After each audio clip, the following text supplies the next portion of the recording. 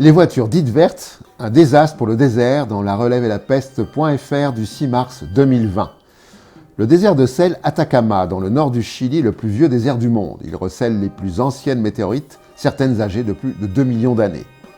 Mais ce trésor a la malchance d'abriter plus de 40% des réserves mondiales de lithium, l'ingrédient qui est utilisé pour fabriquer les batteries vertes de nos voitures électriques et hybrides vertes, de nos téléphones portables verts et de nos ordinateurs verts.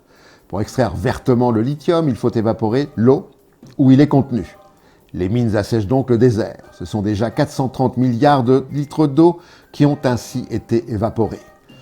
Les animaux et les peuples qui y vivent sont condamnés à disparaître et migrer. Le marché est en forte progression et rien n'arrêtera les extractions au nom de la transition énergétique, bien sûr. Le cercle vicieux de l'efficacité énergétique dans lescrises.fr du 21 janvier 2020. L'efficacité énergétique induit nécessairement une augmentation de l'usage de la dite énergie. Exemple, MSC Gulsun, nom d'un porte-container, a amarré dans un port de Shanghai la semaine dernière. Le navire de l'armateur genevois MSC était le plus gros porte-container du monde.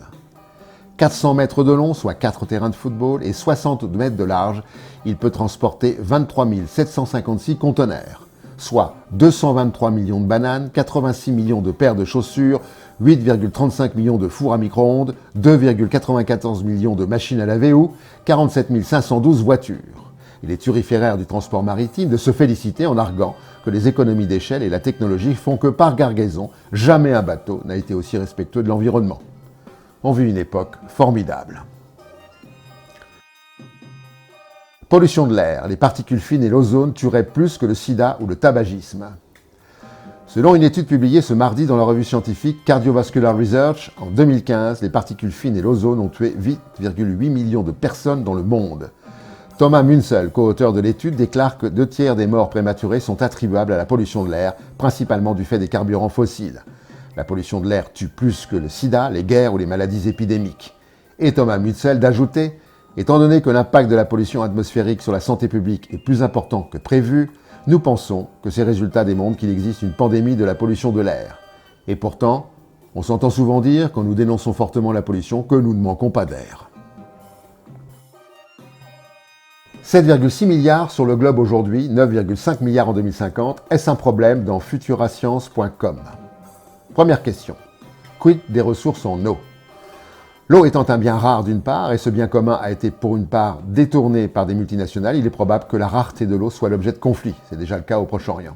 Étant donné que d'ores et déjà, 80 pays manquent d'eau et une personne sur 5 n'a pas accès à l'eau potable. Deuxième question. Quid de l'accès à la nourriture? Aujourd'hui, les pays dits développés possèdent assez de ressources pour nourrir l'ensemble des habitants de la planète. Mais tous les individus de la planète n'ont pas accès à ces ressources alimentaires du fait de l'inégalité de distribution et de la spéculation. Rappelons-nous des émeutes de la faim en 2007 et 2008 dans les pays proches du nôtre. Nous sommes déjà proches de l'état de famine dans certains pays exploités par les pays riches. L'augmentation de la population dans ce système inégalitaire ne peut qu'accroître les crises alimentaires, sans parler des pertes de production liées au réchauffement. Troisième question, quid de la pollution? La pollution de la planète n'est pas directement liée à la surpopulation mondiale, mais au développement des pays industrialisés.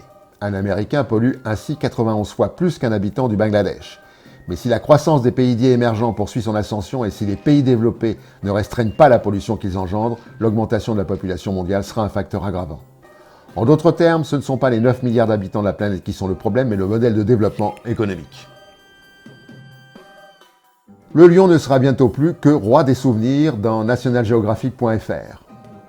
En Afrique, les lions ont vu leur territoire diminuer de 85%. En Afrique de l'Ouest, leur territoire n'est plus que de 1,1% par rapport à leur territoire historique.